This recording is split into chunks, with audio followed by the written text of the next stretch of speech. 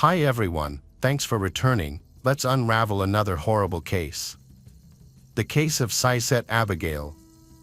Saiset Abigail was born in 1996 in Mexico. At 21, she met Luis Alfonso Alvarez Lopez, a 31-year-old man, also from Mexico. They eventually decided to live together in an apartment located in Building 27 on Paseo de la Reforma, in Colonia Tabacalera, Cuauhtémoc District, Mexico City, where Luis worked as the building administrator. Luis is a con artist, especially targeting women. He used deception to manipulate women into giving him money. While some considered him attractive, his true skill lay in his ability to manipulate others. He often fabricated tragic stories about his family to gain sympathy and achieve his goals. In one case, he swindled about $6,000 from a young woman by claiming his brother had been kidnapped by a group. In another instance, he convinced a girlfriend that he wanted to marry her and asked for money to buy an apartment where they would live together. However, he never purchased the apartment, disappeared with her savings, and the wedding never occurred, despite her having an engagement ring. Luis pulled off one of the most daring scams by faking his own death 3 times, earning him the nickname the Lord of Swindles. These incidents took place in 2016. The first incident occurred on May 19th, when he circulated his photo, shows that he was one of the victims of the Egyptair Flight 804 crash. The second fake death happened on June 12th, during the Pulse nightclub shooting in Orlando, Florida. The third incident occurred on June 28th, when another social media user shared his photo, claiming he was their brother, who had gone missing after the Istanbul airport attack in Turkey. Following these incidents, Luis' image went viral on social media and was picked up by international media. Days after Luis' third fake death, French media began investigating the situation. They were curious about how the same photo appeared in 3 separate tragedies and whether Luis himself was behind the posts or if someone else was responsible. It was revealed that Luis did not post his photo online. Instead, individuals to whom he owed money shared it. These people accused him of being a fraud and tried to ruin his reputation, they portraying him as a liar. French media contacted some of them, and one explained how Luis had manipulated others. On May 19th, when the Egyptair plane disappeared into the sea, a user on a social network shared Luis' photo, claiming it was their brother, Luis, who had been on the plane. This misinformation somehow reached the BBC. The BBC later published this information. However, the following day, after verifying the passenger list and realizing the error, the BBC retracted the story. One victim of Luis said she sued him for fraud, but she never got her money back. Frustrated, she decided to post his photo online so that everyone would recognize him as a scammer. Concerning the nightclub attack in Orlando, a reputable newspaper edited a video to show Luis as one of the victims. The newspaper also reported that the incident may have been an attempt to frame him. A French TV station managed to interview Luis, giving him a chance to defend himself. During the interview, he admitted that he had unresolved fraud cases in Mexico. However, he explained that he had not filed complaints against those who shared his photo because news in Mexico was of little importance to him and did not affect him. Through these incidents, Luis managed to win over Saiset, just as he had charmed other women. He persuaded her to move in with him. She was very happy because this was the first time she lived with a man, and she believed he would become her lifelong partner. However, things did not go as she had hoped. Initially, everything seemed fine, but over time, Luis revealed his controlling behavior. He prohibited she from having friends and prevented her from contacting her family or colleagues. He forbade her from working and essentially kept her confined at home. Her only role was to assist him with some administrative tasks related to the building. Beyond that, she had no interaction with anyone else. This isolation led to frequent arguments. Over time, the situation got worse, and Luis abused her. The tragedy began on Friday, September 18, 2020. Saiset spoke to her parents for the last time, promising to join them for lunch on Sunday, September 20th. However, she never showed up. She stopped responding to calls or messages, which deeply worried her parents. They reached out to Luis, but he claimed he didn't know her whereabouts. He explained that they had argued because he had gone to visit his mother in Tala without taking Saiset along. Even when relatives visited Luis' home, he insisted she wasn't there. Although concerned, but Saiset's parents initially believed Luis. However, they found it very unusual that she had left without informing anyone, and they couldn't reach her. Their calls went straight to voicemail. It became clear over time that her phone had been turned off. Extremely desperate, her family began searching for her by contacting friends and colleagues. Former colleagues and others have posted her photo on social media, appealing for information to help find her. Sadly, the search yielded no results, and it seemed as though she had vanished without a trace. Left with no other choice, her parents decided to ask the police for help. When Luis learned that Saiset's parents were filing a complaint, he didn't object, but refused to go with them, saying he needed to take his dog to the vet. This confused Saiset's mother, who could not understand why he was so indifferent to the disappearance of Saiset, the woman he always claimed to love. Others also began to suspect him. During police questioning, Luis stated that at the time of Saiset's disappearance, he was in Tala with his mother. While he had an alibi, the police were struck by his lack of concern over Saiset's situation. On September 25, 2020, the Prosecutor General's office ordered a search for Saiset, who is still missing. Investigators, along with her family, spent 3 weeks searching, checking morgues and other locations, but found no clues. Eventually, they decided to return to the building where Saiset lived with Luis to conduct a more detailed search. On October 9, Saiset's body was found wrapped in a sheet, lying inside the same building where she lived with Luis, at apartment number 1006. Initially, there were no visible signs of a struggle in the room, no blood or evidence of a fight. However, when investigators used luminol, it became apparent that this was the crime scene. They uncovered numerous bloodstains that had been cleaned up. The stains trailed from the main room to the bathroom, suggesting the body had been dragged between rooms. A large cleaned-up pool of blood was also found. Based on this evidence, a murder investigation was launched. Saiset's body was sent to a medical facility for further examination. The results showed that she had been brutally beaten all over her body. The cause of death was determined to be strangulation. Luis became the primary suspect in the case, because he was the last person to see Saiset alive. He had reason to hide her body in the building, as he was the manager of the place, and their strained relationship made the motive all the more obvious. The police began searching other apartments in the building, including the apartment where Luis lives. There, they discovered some of Saiset's belongings, along with a significant quantity of illegal substances. Luis was discovered to be in possession of 50 bags of illegal drugs, along with 11 bank cards and an identity card. DNA tests and fingerprint analysis were conducted to determine whether Luis had been in the apartment where Saiset's body was discovered. DNA analysis from the crime scene confirmed traces of both Luis and Saiset, and his fingerprints were also found on her body. Investigation agency in Mexico City have issued an arrest warrant for Luis. At that time, he was in prison for possession of illegal drugs.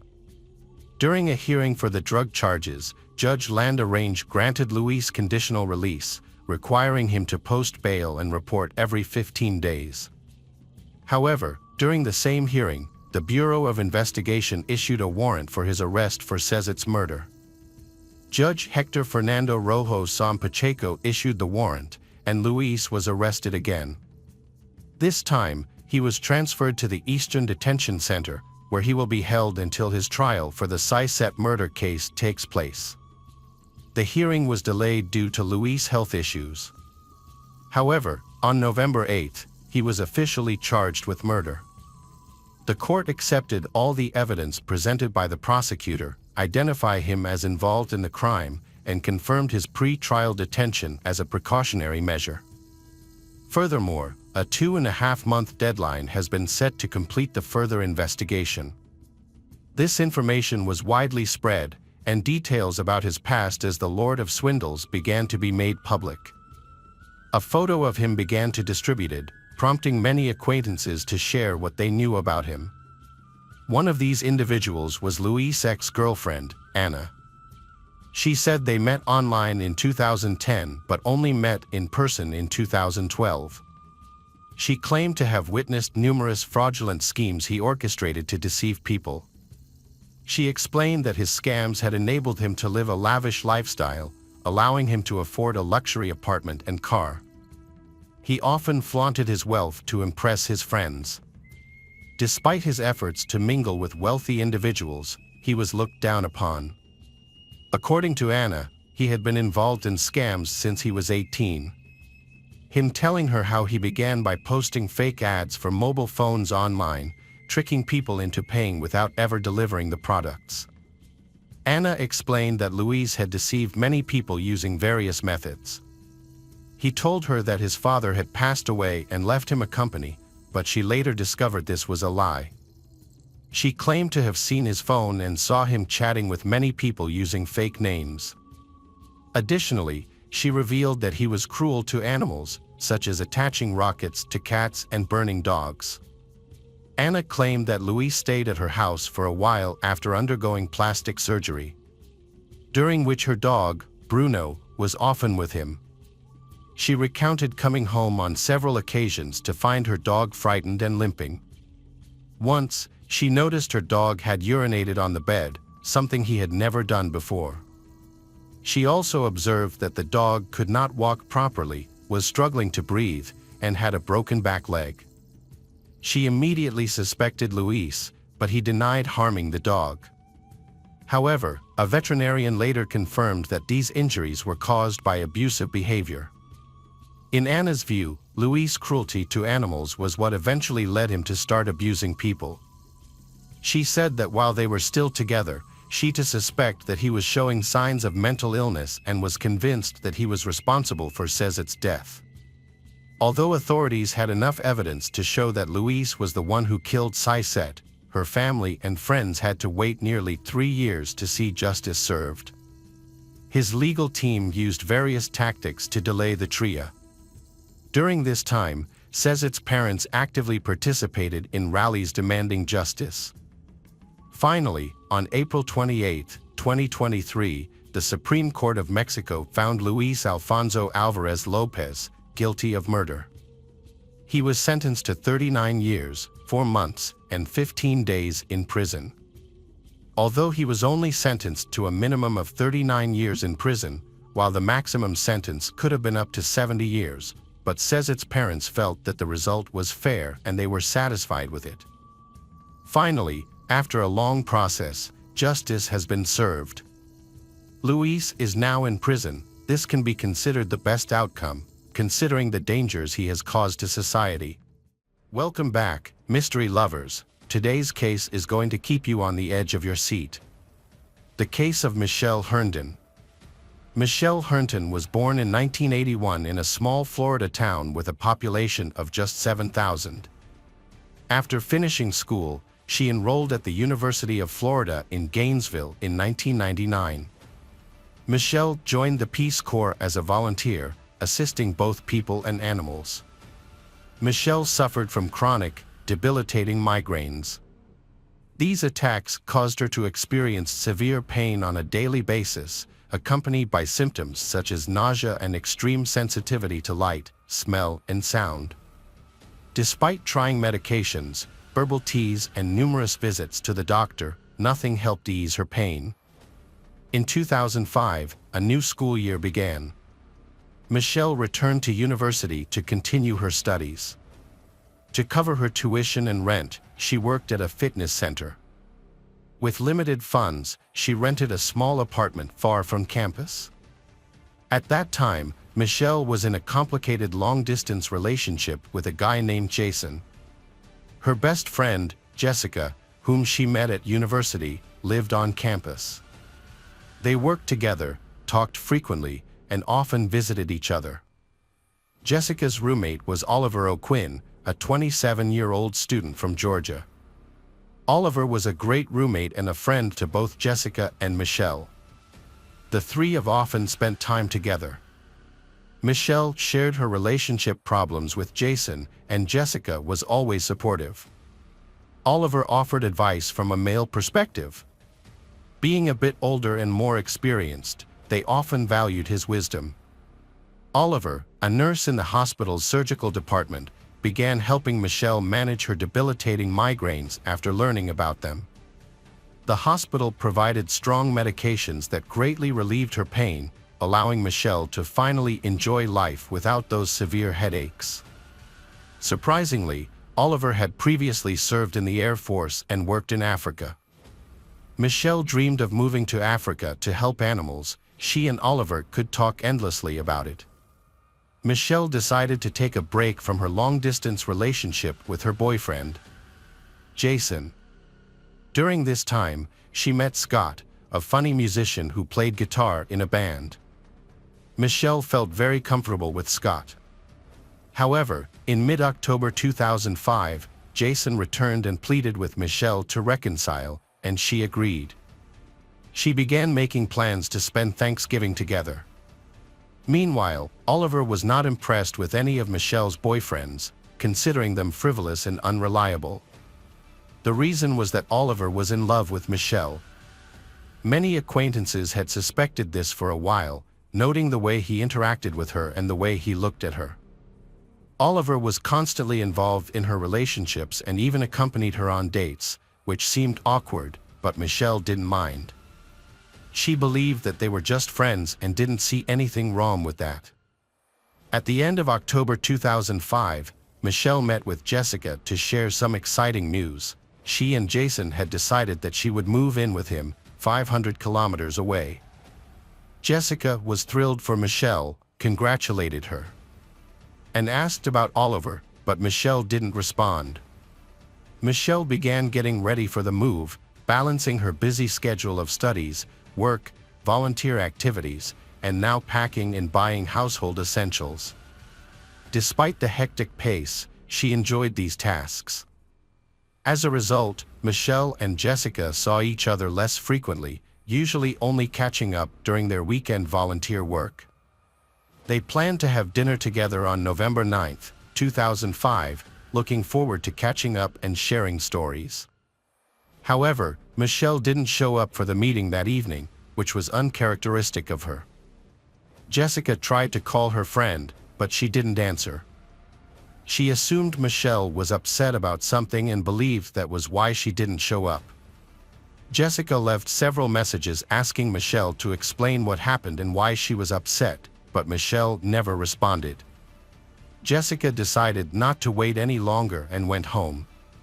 When she got home, her phone was dead, so she charged it and went to bed.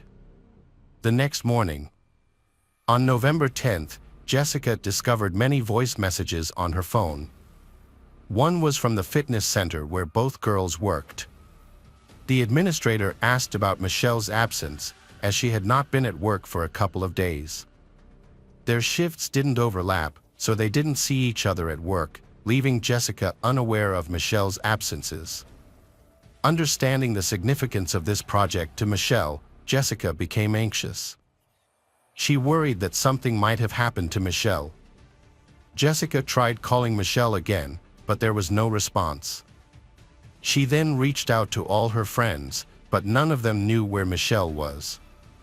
Concerned, Jessica got into her car and headed to Michelle's house to check on her. Meanwhile, after learning about her daughter's disappearance, Michelle's mother also drove to another city to find her. The drive took about an hour. When Jessica, who arrived first at Michelle's residence, got there, she saw police officers had sealed off the area as a crime scene. It was then that she received the heartbreaking news: Michelle had died. Nearby, she noticed a distressed Jason. Michelle's mother later arrived at the house and made the horrifying discovery that her daughter was dead. There was no sign of forced entry into the apartment. All the doors and windows were closed, the lights were off, but the TV was on very loudly. Nothing had been stolen. Police found the body cold, indicating that Michelle had been dead for some time. She was lying face down with her left arm underneath her body. There were no wounds, bruises, or injuries that would indicate a violent death. It appeared that Michelle had fallen asleep and never woke up. Police believe that Michelle, 24, died of natural causes. Her body was sent for an autopsy and police conducted standard procedures, interviewed neighbors, and asked forensic experts to examine the scene. No fingerprints or DNA were found near the body, and neighbors did not hear or see anything suspicious. Police believe Michelle had used illegal drugs and died of an overdose. Police searched the apartment for drugs or paraphernalia but found nothing. There were only a few bottles of beer in the refrigerator. Next to Michelle's body on the bed was a half-empty beer bottle, which had only her fingerprints on it. As a precaution, the opened bottle was sent to a lab to be tested for any foreign substances or possible poisoning. Tests showed that nothing had been added to the beer. The medical examiner was unable to determine the cause of Michelle's death. She appeared to be completely healthy, with no illnesses other than migraines, which were unlikely to have been a significant factor. This led to many questions about how a young, healthy girl could fall asleep and not wake up. The position of her body was unusual for a natural death, raising further doubts. The expert concluded that Michelle died on the night of November 8th. The medical examiner is continuing a more thorough investigation to uncover the truth. Meanwhile, the police are looking into who she might have been in contact with around that time. Initially, questions emerged regarding Michelle's boyfriend, Jason, who was the first to arrive at her apartment and call the police. How did he end up there when he lived 500 kilometers away in a different city? Police brought Jason to the police station for questioning. Jason explained that he hadn't been able to contact Michelle for 2 days. Concerned, he drove over 5 hours overnight to check on her. Upon arriving on the morning of November 10th, he knocked on her door, but no one answered. He continued calling and knocking without success. Seeing Michelle's car in the parking lot, hearing her dog barking inside, and her phone ringing, he feared something was wrong. Looking through the window, he saw Michelle lying motionless on the bed. He then immediately called 911. The police arrived, broke down the door and found Michelle's body in the apartment. Jason appeared very sad and distressed. He had an alibi for the time of Michelle's death because he was in another city, so the police released him. The medical examiner provided new information after a careful examination of Michelle's body. A small needle wound was found on her left hand, located under her body. Police contacted her doctor to see if Michelle had undergone any tests or procedures the day before, but the doctor said no. The needle wound was in an unusual location, atypical for an injection. No illegal substances were found in her home and toxicology tests showed no illegal substances in her system. Police also observed that a trash bag may have been missing from Michelle's apartment. They speculate that someone injected something into Michelle, causing her death, and then threw the trash bag away to remove the evidence. Police searched the trash cans on the street near her home and found Michelle's trash because it had not been collected. They found checks and letters with her name on them, along with a syringe and a bottle of painkillers. This prescription drug is very dangerous and an overdose can be fatal. Toxicology testing for this drug had never been done before because it requires a special test. The medical examiner who performed the autopsy had never encountered this drug in her many years of practice. When the final test was done, it was found that Michelle's body contained a very high concentration of the drug, which caused her death without leaving any trace. This drug is not commonly used for general use. It is mainly used by anesthesiologists during surgery. The police interviewed Michelle's friend Jessica and learned about her complicated relationships with Jason, Scott, and Oliver.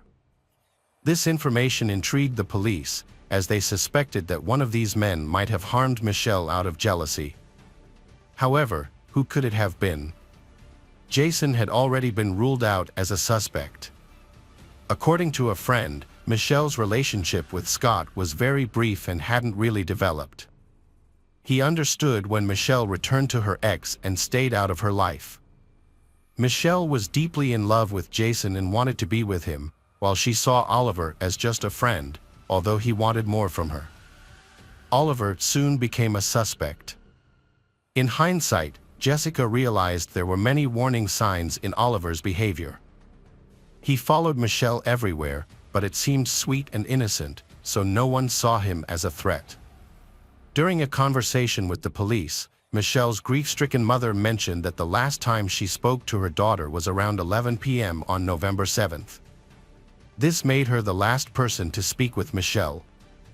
Michelle's final words to her mother were that Oliver was supposed to come over to help her fill out some documents.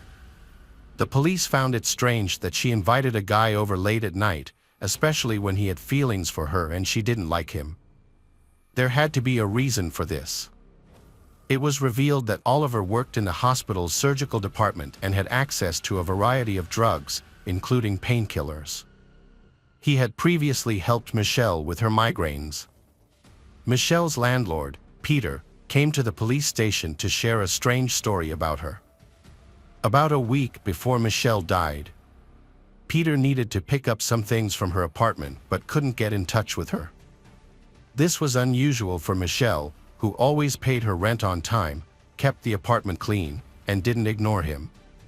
Concerned, Peter went to the apartment and knocked on the door, but it took a long time for anyone to answer.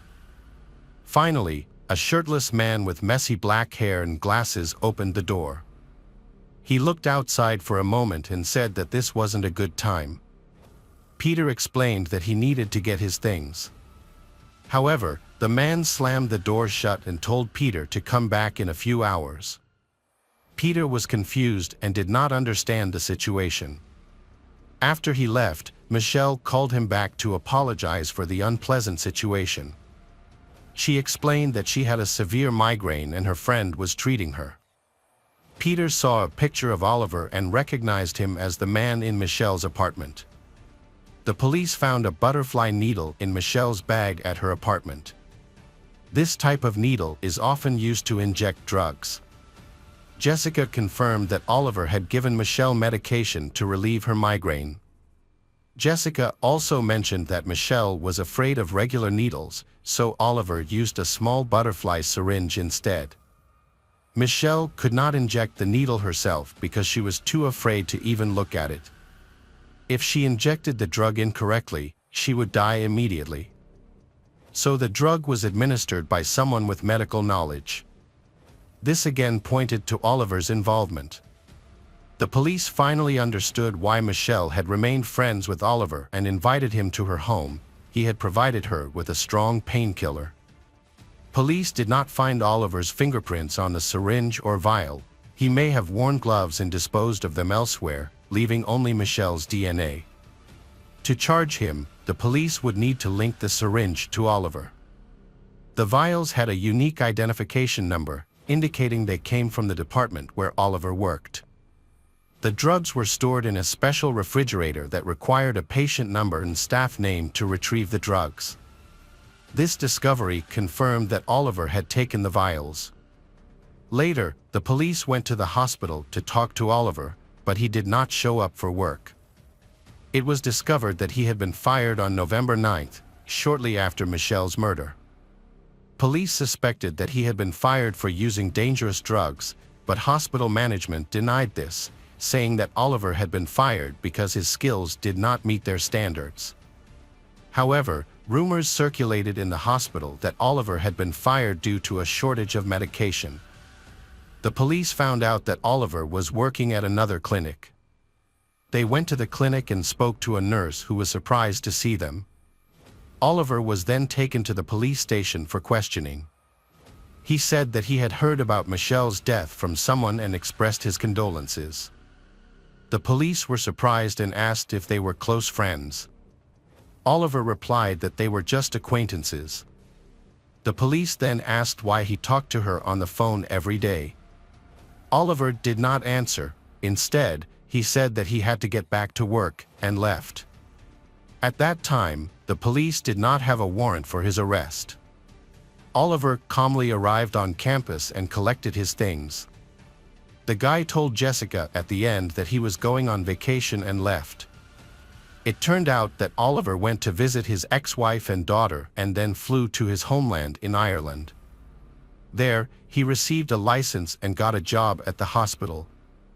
After the police took the bottle of painkillers used on Michelle for analysis, the DNA test results came back. Confirmed that there was Oliver's DNA on the bottle cap, indicating that he had injected Michelle with a fatal dose of the drug. The police discovered that Oliver had left but was unable to act, despite having a warrant for his arrest. Extradition to the United States is often controversial for countries that oppose the death penalty. In this case, an Irish journalist alerted the police to Michelle's story. He proposed publishing an article detailing Michelle's death and highlighting Oliver's possible involvement, including his photograph and arrest warrant, to alert the public. The police approved and the article was published in April 2006. Upon reading the article, Oliver fled the country to Africa, where he had previously worked, fearing public backlash. He was eventually tracked down, arrested, and extradited to the US, where he was jailed. Oliver was charged with Michelle's murder but pleaded not guilty. His lawyers argued it was an accident, claiming that Michelle had requested Oliver to inject her with drugs for pain relief. That evening, Oliver miscalculated the dose, inadvertently giving her a lethal amount, leading to her death. The dose administered was 4 times the lethal amount, which was surprising since no one could believe an experienced nurse familiar with the drug would make such an error. Oliver did not apologize to the deceased's family for this mistake. The prosecutor had a different theory, suggesting that Oliver killed Michelle out of jealousy and revenge, as he did not want to share her with another man. It was alleged that he deliberately gave her the fatal dose with the intent to murder. During the trial, witnesses stated that Oliver was in love with Michelle and had been stalking her. Additionally, Oliver's cellmate testified that Oliver confessed to being deeply in love with Michelle, but she did not return his feelings. Oliver overheard a conversation between Michelle and Jason, where she professed her love for Jason and said Oliver meant nothing to her. Feeling humiliated by this, Oliver allegedly decided to take revenge by ending her life. Oliver had gained Michelle's trust through his medical care. However, he exploited this trust by injecting her with a quadruple lethal dose of medication.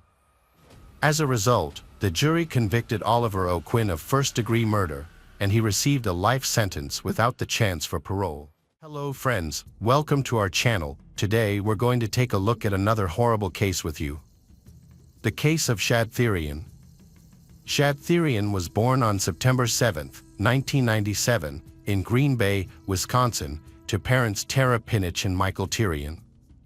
His parents later separated, and his mother started dating a man named Steve. Shad Therian grew up in a loving family that included his parents, 2 sisters, Ava and Svea, a brother, Bo Smith, and his younger sibling, Therian. He was also surrounded by a large, close-knit family that included paternal and maternal grandparents, as well as many aunts, uncles, nieces, nephews, and cousins. Additionally, Shad Therian had many friends who were like a second family to him. As a child, Shad attended Howard and SWO schools. However, he later decided to help out with the family business, working alongside his father and grandfather. Shad was a lively and adventurous person who enjoyed activities such as camping, gaming, and spending quality time with loved ones. Shad was a talented and artistic person who loved carving wood. He was also kind and compassionate, often putting others' interests before his own. His empathetic nature made him a loving family member. However, what happened to him is all the more tragic because of his good character. On the evening of February 23, 2022, Shad told his family that he was going out to meet two friends. They planned to hang out for the night, and his parents bid him goodbye around 9:30 p.m. At the time, no one knew the danger he was about to face. Shad's mother, Tara, had gone out for a while and returned a couple of hours later. She then went upstairs to sleep, unaware that her son had returned home with his friend Taylor and was in the basement. Several hours after midnight, Tara was awoken by the sound of the front door slamming shut as Taylor left. This startled her, and she came downstairs. Tara called out to her son, but when he didn't answer, she went down to the basement to look for him. As she entered the basement, she noticed a bucket with a rag covering it, and she removed the rag, revealing a horrific sight. Her son's severed head was inside the bucket. Panicked, she immediately called 911. "My son's head is in a bucket in my basement," she told the operator. When the operator asked her to confirm what she had seen, she replied, "I looked in the bucket and saw my son's head." When police officers arrived at her residence on Stony Brook Lane in Green Bay, Wisconsin, they secured the entire house before entering the basement. There, they were met with a gruesome scene that left them shocked. They knew they had to find the person responsible for the savage crime, as they posed a potential threat to society as a whole. During their investigation, detectives made a disturbing discovery in a bucket: Shad's severed genitalia and head. They then analyzed Shad's phone records and found that on the evening of February 23rd, he had agreed to meet his friends Taylor and Alexander. At around 9:30 p.m. Taylor picked up Shad to hang out at her apartment. According to Shad's mother, Tara, police questioned Taylor and Alexander at their homes. Taylor was living with her friend Scott Thomas at his house.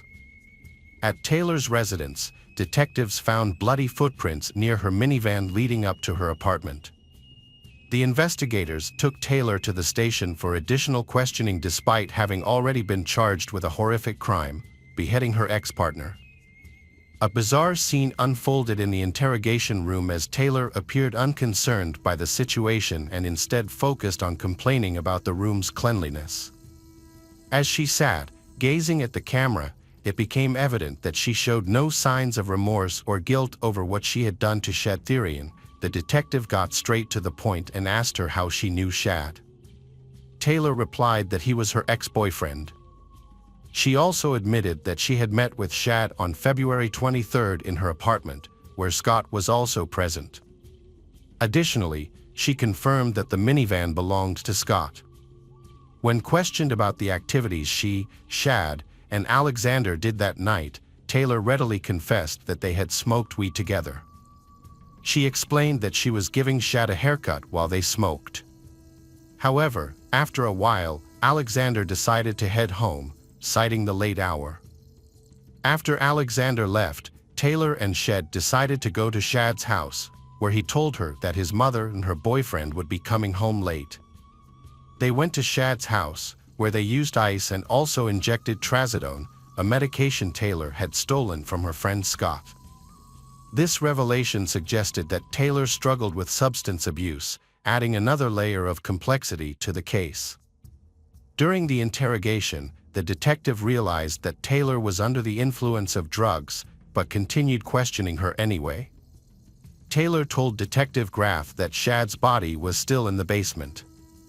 When the detective asked for more details about what happened to Shad, Taylor claimed she couldn't remember, saying she had blacked out after smoking and drinking for a while. During the interrogation, Taylor initially attempted to deceive the detectives but soon realized her tactics were ineffective. She eventually confessed to being intimate with Shad on the night in question, revealing that their encounter involved various props, including a choke collar. As the questioning continued, Taylor acknowledged that she took pleasure in strangling Shad, and that he also enjoyed it.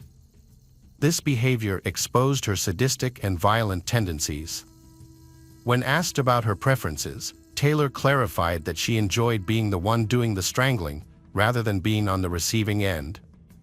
She also admitted to having a history of engaging in this behavior.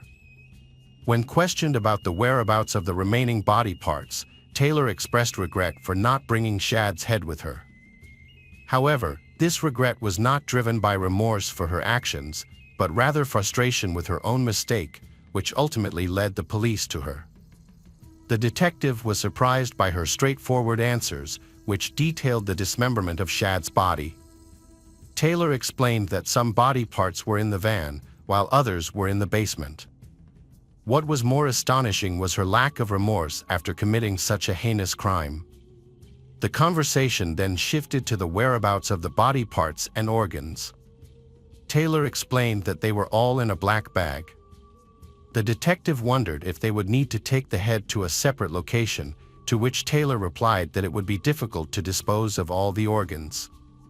The detective suspected Taylor's behavior was indicative of a disturbed psyche or mental health condition, hindering her emotional response to the crime. Alternatively, she might have been under the influence of drugs, triggering her to act on intrusive thoughts. During the interrogation, Taylor giggled and laughed while providing details of the crime, displaying a disturbing nonchalance. She casually admitted to dismembering her ex-lover with kitchen knives and not disposing of the body parts due to laziness. Her lack of emotion and calm demeanor raised doubts about her mental health and whether she had planned the harm. Taylor denied any intention, but her response lacked remorse. Taylor described how she strangled Shad with chains, admitting that she enjoyed the process and didn't stop even when Shad struggled. This behavior showcases her cruel and sadistic nature. During the interrogation, Taylor shocked the detectives by revealing that Taylor continued to engage in sex with Shad's body after discovering he had passed away.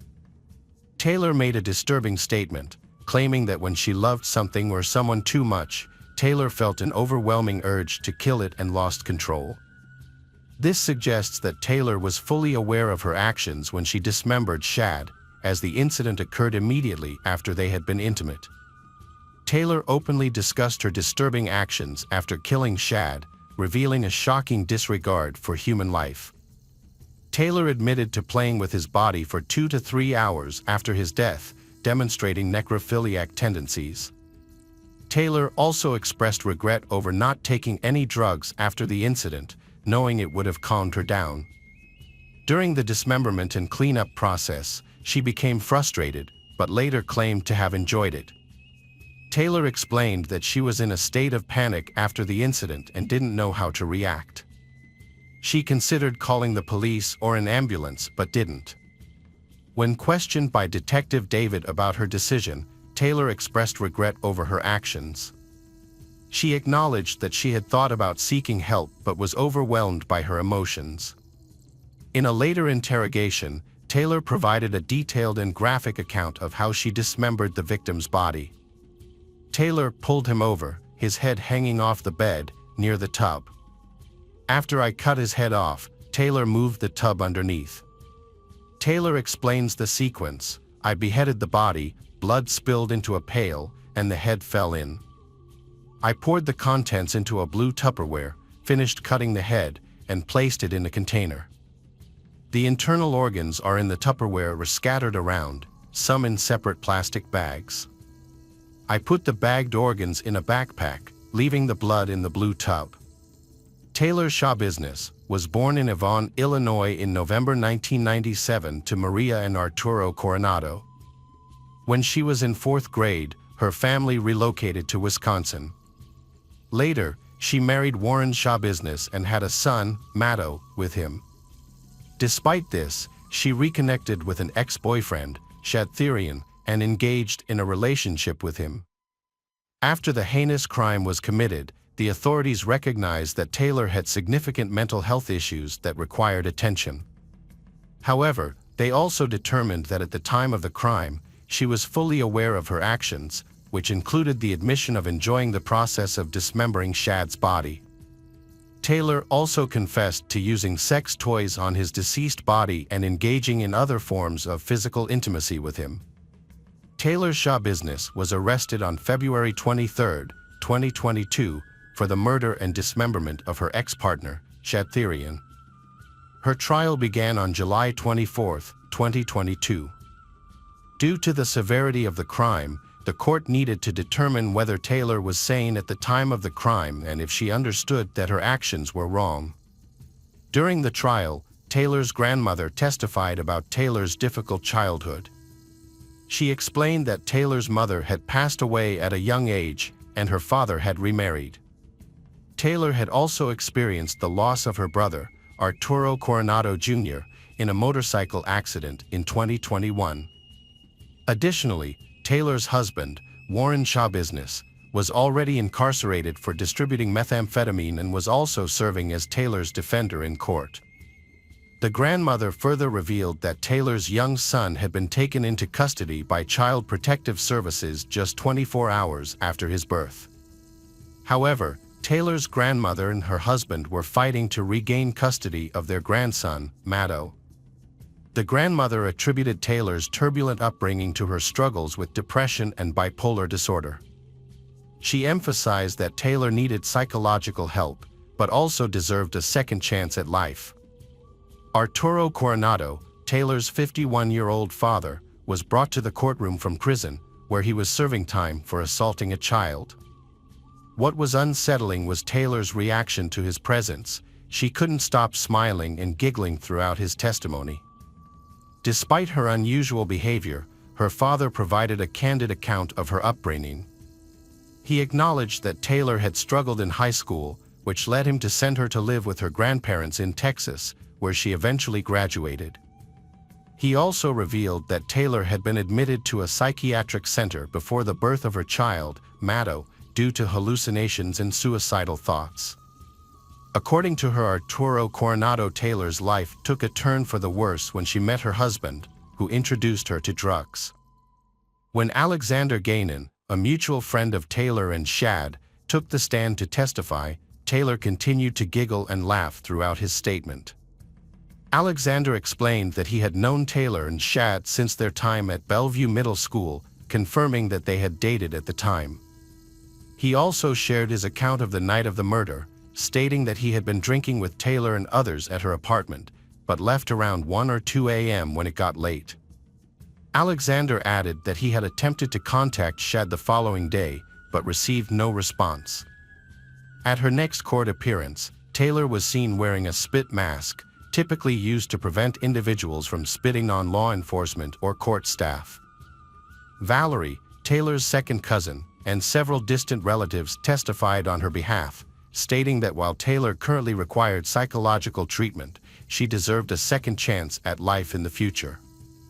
Kelly Therian criticized Taylor, saying her actions were cowardly and that her mental health issues shouldn't be a reason for parole. Assistant District Attorney Caleb Saunders concluded that Taylor's actions were not a result of her substance abuse or mental health issues, but rather a deliberate choice. He emphasized that her lack of remorse warrants the harsher sentence for such a heinous crime. Defense attorney Christopher Frolick argued Taylor deserves a second chance, despite committing a horrific crime. He called the murder an honest mistake, suggesting Taylor didn't intentionally commit the crime or take pleasure in it. Frolick claimed Taylor was intoxicated and not fully aware of her actions when speaking with detectives. When Taylor requested a possible extension of the trial, her outburst in court revealed that Taylor was not only struggling with substance abuse, but also had deeper issues that required immediate attention. The trial concluded on September 26, 2022, with Judge Thomas Walsh sentencing Taylor to life in prison without the possibility of parole. The case shocked the world due to the inhumane nature of the crime, in which Taylor dismembered her former lover, Shad Therian. What was even more disturbing was Taylor's apparent lack of remorse or guilt for the heinous crime she had committed. Hello friends, welcome to our channel. Today we're going to take a look at another horrible case with you, the case of Scott Ponder. Scott Dean Ponder was born on February 7, 1973, to a loving family. His mother, Beverly Guy, and stepfather, Terry Guy, encouraged his passion for cars and motorcycles from a young age. They supported his development as a rider and even helped him obtain a racing license as soon as he was eligible. Scott's talent and dedication earned him recognition, including numerous admirers and local hero status in Chesney. Scott was a sociable person who enjoyed spending time with many people, and they enjoyed his company as well. In the late 1990s, Scott started repairing bikes in his grandmother's backyard, which eventually led to the establishment of Superbike Motorsports. The business expanded to a one-garage building in 2001, and Scott brought in his best friend, Brian Lucas, as a partner. They partnered to obtain a Suzuki dealership, resulting in swift expansion and achievement. Brian, who initially worked part-time when the business first started, left his job to become the store's full-time manager. Through their dedication and expertise, the duo attracted numerous customers, and the business began to flourish. Despite being salesmen, they prioritized educating their customers about bikes and racing. Scott's mother, Beverly Guy, who initially visited the store occasionally, began to visit regularly and eventually took on responsibilities such as accounting, payroll, and cash management. With the trio's combined efforts, the business thrived, selling 100,000 motorbikes every month. Scott attended an industry convention in Chicago, where he met his future wife, Melissa Brackman, a former homecoming queen from Stafford High School. They instantly connected and enjoyed each other's company, leading to frequent meetups as their relationship deepened. Eventually, they decided to get married, and their love life, both before and after the wedding, resembled a fairy tale, with their love growing stronger each day. I met Scott at a motorcycle show in Indianapolis, where he struck me as a kind and charming Southern gentleman. My feelings for him developed rapidly, and I soon realized I was in love with him. Scott and I decided to start a family, but we struggled to conceive. We sought medical help, and after months of trying, I finally became pregnant with a baby boy. In October 2003, I discovered I was pregnant while visiting my hometown. I took a pregnancy test at my brother's house without telling anyone, and I was overjoyed when the test was positive. Scott was thrilled when I shared the news with him. Around the same time, Scott's business was booming, with millions of dollars in sales in the first year. To keep up with the demand, he expanded his store and hired a new mechanic, Chris Sherbert. Chris was well known in town for his exceptional wrench skills, which caught Scott's attention. Scott, Beverly, Brian, and Chris formed a talented team that gained recognition beyond their small town of Chesney. Scott Ponder's life was going smoothly until disaster struck. November 6, 2003, was a sunny day, but the atmosphere at Superbike Motorsports was vastly different. You might remember where you were on that day. I recall it clearly. I had spoken to Scott around 2:15 p.m., and our conversation was brief and normal. He said goodbye, and that was the last time we spoke. Scott and the others began their day at the shop as usual. The store had a few customers browsing, including Kelly Sisk and his 4-year-old son. Kelly was there to purchase a go-kart for his family, and after completing the transaction, he lingered in the shop for a bit. Brian was supposed to be on holiday with his family, but Scott called him in to address a customer complaint about a neglected bike. Brian arrived at the shop and immediately started working on the bike. Meanwhile, Scott was helping another customer when his mother, Beverly, stopped by. She had just taken Scott's cancer-stricken grandmother to chemotherapy and was planning to deposit money into Scott's account at the bank later that day, around 2:30 p.m. Beverly lent a hand to Scott at the counter, assisting him with his tasks. Scott's friend Noel called the Superbike Motorsports shop, also known as the shop. Beverly answered the phone and agreed to let Noel stop by, which he said would take only 7 minutes. After hanging up, Beverly went to use the bathroom. Within those 7 minutes, a tragic event unfolded. Scott, Brian, Beverly, and Chris, the 4 people present at the shop, were brutally shot and killed. The shooting occurred at 3 p.m. inside the Superbike Motorsports premises. When Scott's friend Noel arrived, he found Scott and Brian lying motionless at the front of the shop. Initially, Noel thought they were playing a prank and even kicked them, telling them to stop joking around. However, upon seeing the pool of blood beneath their bodies, he quickly realized the gravity of the situation and called 911. Noel reported the incident to the emergency operator, stating that everyone at the shop had been shot and was lying in a pool of blood, including his mom, the mechanic, and the owner. The police and paramedics rushed to the scene, as this was the first quadruple murder in the small town of Chesney. The news spread rapidly, drawing not only the victims' families but also a crowd of onlookers to the crime scene. The police launched an immediate investigation and began collecting evidence at the crime scene. They discovered Chris's body at the back of the shop, positioned as if he had been working on a bike just before being killed. Beverly's body was found inside the shop, near the bathroom, suggesting she was ambushed as she exited. The bodies of Brian and Scott were located at the front of the store, with Brian's closer to the door and Scott's closer to a parked car. It appeared that both men had attempted to flee after hearing gunshots and encountering the shooter, but were unsuccessful. A thorough search of the crime scene by the police and forensic team yielded blood samples and other evidence. The killings were determined to be an execution-style homicide, with the shooter intentionally targeting the victims and shooting them at close range in the chest and head. Melissa, Scott's wife, received a call about the shooting and rushed to the scene. Detectives launched a thorough investigation and quickly found their first lead. Several passers-by reported seeing a couple lingering near the shop around the time of the murder. The detectives created sketches of the suspects based on the eyewitnesses' descriptions and distributed the pictures throughout South Carolina. The detectives initially suspected that the man and they was the shooter, and that he had attacked Chris and Beverly from behind while she distracted Scott and Brian at the front of the shop. However, this was only a theory, and no concrete evidence supported it. Despite months of searching, the police were unable to find any new leads. As media coverage intensified, detectives re-examined the case from a different angle, which ultimately led to a breakthrough. The detectives began to scrutinize the victims' pasts and lifestyles.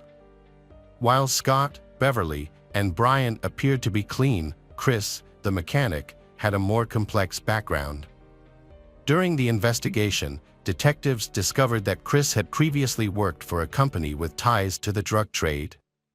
It was also revealed that Chris may have been involved in smuggling and was set to appear in court the following Monday, prior to the murders. In 2003, the police were actively working to combat a growing drug problem, particularly among young people. With Chris's connection to the drug trade now apparent, detectives and the public began to question whether the motive behind the quadruple homicide was to kill Chris specifically, with the other victims being unintentional casualties. It was also speculated that Chris's scheduled court appearance may have been a motive for his murder, as those involved in the drug business may have believed he would testify against them. Although this theory seemed plausible, particularly given that Chris was the first to be shot, there was no concrete evidence to support it. As a result, the investigation once again stalled. The case remained unsolved for an entire year, until the detectives decided to approach it from a fresh perspective. The detectives discovered that Brian, a friend and co-worker of Scott's, had been searching for a new house weeks before the murder. However, his wife Robin claimed to have had no knowledge of this decision. This revelation raised suspicions about the state of their marriage. Brian's mother, Lorraine Lucas, later revealed that their marriage was unhappy and strained, and that Brian had been planning to leave Robin to live alone. Lorraine recalled a tense encounter between Brian and Robin, during which Robin made faces behind Brian's back, leading to a confrontation when Brian asked her to treat his mother with respect. While this incident may not have seemed directly related to the shooting at first, it would later become a crucial piece of the puzzle.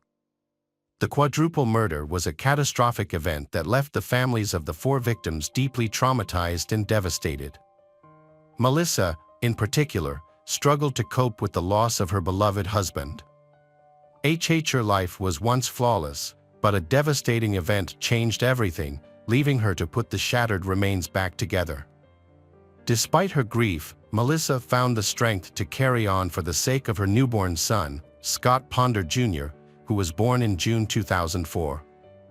The police continued to call on Melissa for questioning, but she remained strong for her child's sake. In a surprising turn of events, the police obtained a DNA sample from Scott Ponder Jr.'s diaper, which was collected after Melissa had changed him at the station. The results of the DNA test shocked everyone, revealing that Ponder Jr.'s DNA matched Brian's, not Scott's. This discovery sparked tension between Melissa and her father-in-law, William Ponder, who repeatedly questioned her about the truth. Melissa was told that the detectives believed they had evidence linking her to the crime, and she was given a clear warning: if the proof implicated her, they would come for her wherever she was. As the investigation continued, the detectives began to focus on a possible love triangle between Scott, Melissa, and Brian. Rumors about Melissa's infidelity soon spread throughout the neighborhood, further complicating the case. Brian's mother considered the possibility of him having an affair due to his unhappiness in marriage and the thought of divorce. However, Melissa consistently denied any involvement with Brian and affirmed Scott Ponder's child's paternity, stating that she and Scott Ponder had struggled to conceive. Melissa was certain that the child belonged to her and Scott, and she remained convinced even after being questioned multiple times. For a year and a half, detectives monitored Melissa's every move, searching for a lead. Then, after 18 months, they revealed a startling discovery: the blood sample collected from the crime scene contained an error. A DNA test showed a match between Brian and Beverly's DNA, which should not be the case since Scott was Beverly's son, not Brian. Realizing their mistake, detectives understood that the blood samples from Scott and Brian had been mislabeled due to their close proximity at the crime scene. The discovery cleared Melissa's name regarding the love triangle theory, and detectives began to investigate a connection between the Superbike Motorsports homicide and another murder that occurred just 30 meters away, 5 months earlier. On May 16, 2003, a triple homicide shook the town of Greer, South Carolina. The incident took place at the Blue Ridge Savings Bank, where Sylvia Holtzclaw was due to start her shift. However, a local couple, Dee and Maggie Barnes, visited the bank at around 1:30 p.m. A 911 call was made to the Greer Police Department, reporting a shooting at the bank. Unfortunately, Sylvia, Dee, and Maggie were found shot to death. The Greer Police Department received a distress call from the Blue Ridge Savings Bank. One of the responding officers described the scene, noting that they were among the first to arrive. Like the Superbike Motorsports incident, the shooting occurred in broad daylight with no witnesses present. After reviewing the CCTV footage, police observed a red car driving towards the bank at 1:24 p.m. and leaving 3 minutes after the incident. A red car was spotted driving to a bank on Frontage Road at 1:24 p.m. 3 minutes later, the Barnes family was seen driving in the same area. Coincidentally, a similar red car was seen at the scene of a quadruple homicide at Superbike Motorsports. Detectives began searching for the red car and discovered it had been stolen from a rental lot by 39-year-old Emerson Wright days before the homicide. Police believed Emerson had entered the bank to rob it, but panicked and shot a couple who tried to intervene. However, detectives were unable to question Emerson about the bank and Superbike Motorsports murders due to a series of events that unfolded 2 years later. Emerson was wanted for a string of burglaries in the Atlanta area when he was chased by a state trooper. He crashed his car, got out, and shot himself in the head with a single gunshot wound. Although detectives noted similarities between their cases, they did not believe they were connected. The quadruple homicide at Superbike Motorsports in 2003 went cold just months later, leaving the victims' families, including Melissa, without any answers for 13 long years. Despite the lack of progress, Melissa and the other families of the victims refused to give up, tirelessly searching for any lead that might uncover the truth behind the gruesome crime. Unfortunately, their efforts yielded nothing. However, in 2016, the case was reopened after detectives made a breakthrough. This development brought new hope to the families, 13 years after the crime had taken place. The man behind the quadruple murder finally emerged when he was arrested for an unrelated crime. During his interrogation, he confessed to the Superbike Motorsports murders. The killer was 45 years old Todd Kohlhepp, born on March 7, 1971, to parents Reggie and William. After his parents' divorce when he was just 2 years old, Todd began living with his mother and her new partner, but he often sought to spend more time with his biological father. Todd's behavior was extremely aggressive and volatile, particularly when he was young. He struggled with controlling his anger, which often led to violent outbursts. During his time in nursery school, he killed a goldfish with bleach and shot a dog with a BB gun. Despite spending 3.5 months in a psychiatric hospital in Georgia, his behavior showed no signs of improvement. As a last resort, his mother, Ray G., sent him to live with his father, William, in the hopes that a change of environment would help him manage his behavior. However, this change had little effect. At the age of 15, Todd planned and executed the kidnapping of 14-year-old Christy Granado in Tempe, Arizona, on November 25, 1986. Todd knocked on Christy's door, threatened her with a .22 caliber revolver, and forced her to follow him to his home. Once there, he tied her up, taped her mouth shut, and assaulted her. After the assault, he walked her home and threatened to kill her entire family if she told anyone about the incident. However, Christy confided in her parents, who immediately called 911. As a result, Todd was charged with kidnapping, sexual assault, and committing a dangerous crime against children. In 1987, he pleaded guilty to the kidnapping charge, and the other charges were dropped.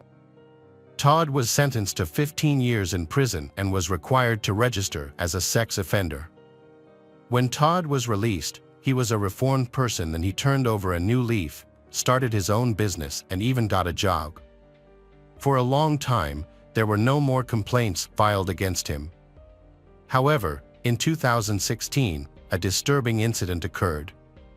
On August 31, 2016, 30-year-old Carla Brown and her 32-year-old boyfriend, Charlie David Carver, went missing after they were last seen visiting Todd's house to remove brush from one of his properties. Investigations led to a horrific discovery on November 3, 2016, when Carla was found chained to a wall inside a metal storage container on Todd's property. Further investigations uncovered the body of Charlie, which had multiple gunshot wounds. Carla reported to detectives that Todd had shot Charlie and kept her captive, regularly assaulting her brutally and threatening her not to try to escape. Todd was arrested and taken in for questioning. During the interrogation, he confessed to being the one responsible for a shooting that occurred at Superbike Motorsports 13 years earlier.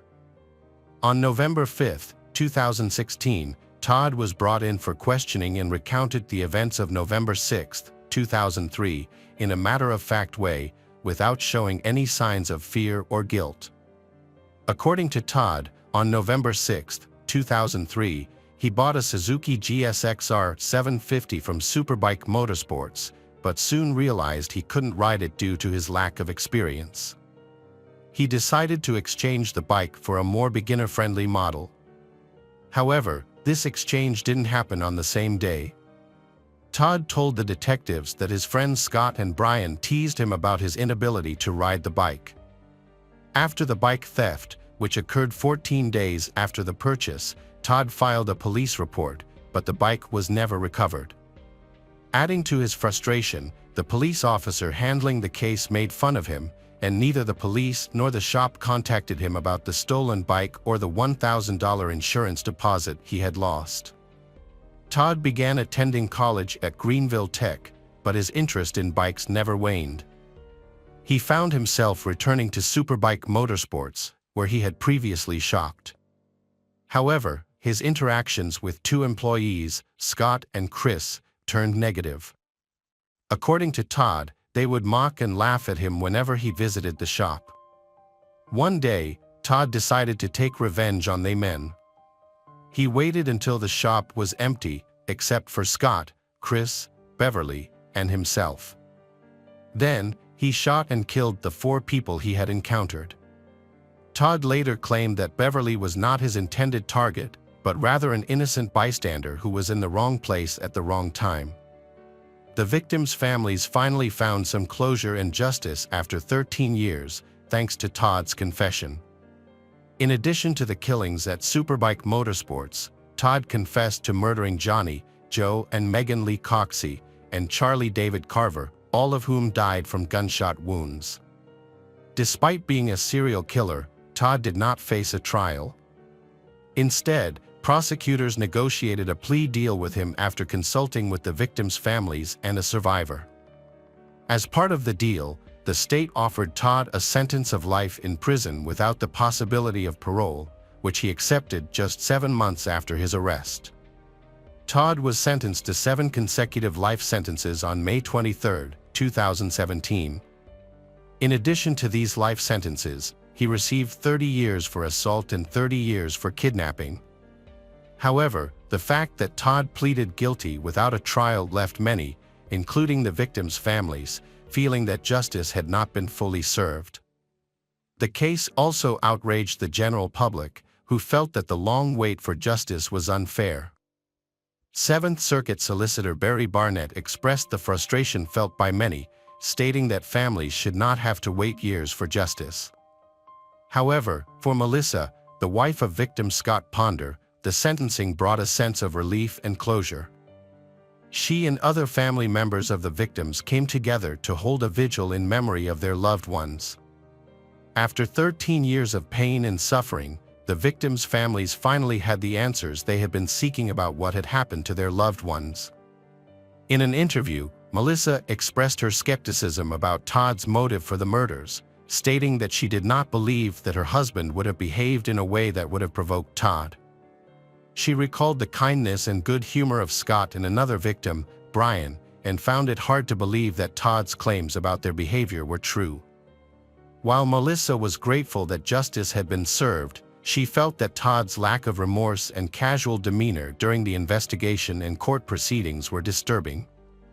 Many members of the public felt that Todd's crimes were so heinous that he deserved the death penalty. Todd's actions were heinous, and his lack of remorse is shocking. During the interrogation, he spoke about the murders in a casual, matter-of-fact way, as if recalling a past memory. This was truly despicable. Welcome back, detectives. Let's dive into another horrible case. The case of Julie Minogue.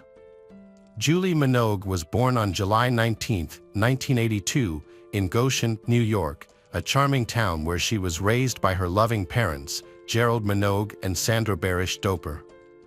She grew up with a sister, Allison Barati Corcoran, and a brother, Peter Gerald Minogue. Throughout her school years, Julie excelled academically at Monroe Woodbury schools, ultimately graduating from Monroe Woodbury High School. She continued her education at Orange County Community College, expanding her knowledge and embracing new experiences. After completing her education, Julie Minogue became a dedicated medical assistant at Coastal Obstetrics and Gynecology in Connecticut. Julie prioritized an active lifestyle, enjoying running and walking to stay energized. She had 2 sons, Nicholas Keith Turner and Sean Michael Turner. Although the details about her marriage and husband are unknown, she has a strong bond between her and her sons. Julie Minogue found love again in 2017 with Ewan Anthony DeWitt from Roxbury.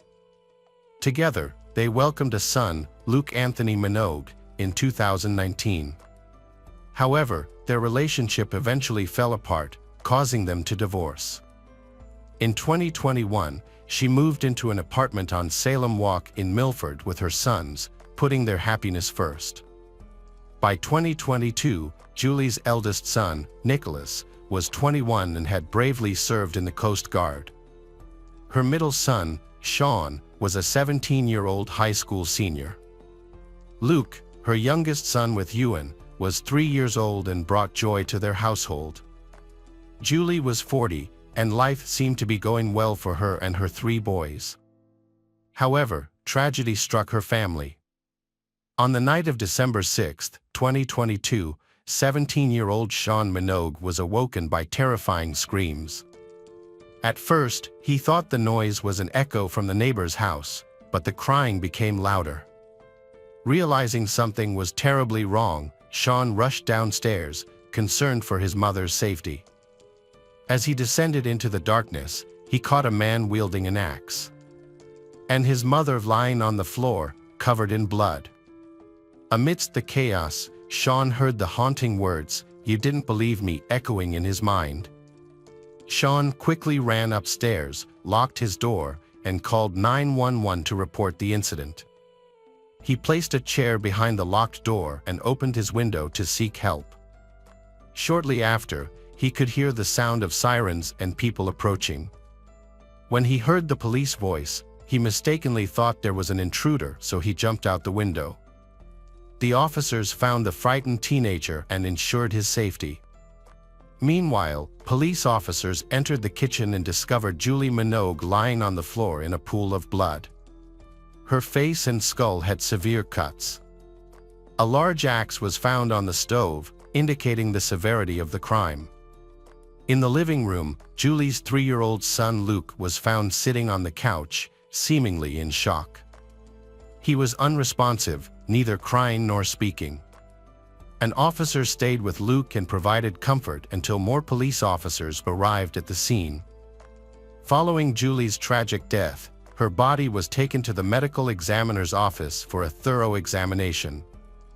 After a meticulous autopsy, the medical examiner determined that the cause of her death was the severe chopped wounds and impact injuries to her head, torso, and extremities. The detailed findings have provided vital evidence about the attack and the cause of her death. As the police took custody of the evidence they found on the gas stove, they conducted a thorough search of the area to look for any potential evidence that could lead them to the perpetrator. They searched every inch of the house, examining each room for any clues that could shed light on the crime. The investigation attracted the attention of concerned neighbors, who gathered nearby. They was eager to support the investigation in any way they could. A neighbor gave evidence with camera footage from outside his home at the Longmeadow complex.